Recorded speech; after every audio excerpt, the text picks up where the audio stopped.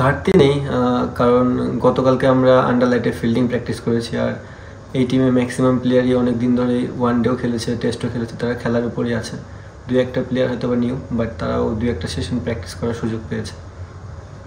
First of all, world কাপের যে উইকেটটা ছিল আর এই উইকেটটার মধ্যে একটু ডিফারেন্সই দেখা গেছে। গতকালকে যখন প্র্যাকটিস করেছি উইকেটটা সিমিলার না, তারা হয়তো বা প্রিপেয়ার করেছে ডিফারেন্টভাবে।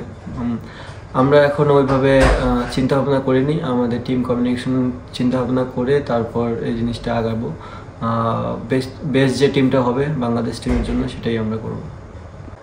নর্মালি বরাবর টি-20 ম্যাচগুলো আমাদের জন্য সবসময় কঠিনই হয়, আর যেহেতু এটা ওয়েস্ট ইন্ডিজের হোম গ্রাউন্ডে খেলা হবে, সো একটু ডিফিকাল্টিও আমাদের ভিতর হবেই। বাট আমরা চেষ্টা করব যে এখান থেকে কীভাবে বের হয়ে আসা যায় এবং ভালো একটা সিরিজ খেলার জন্য।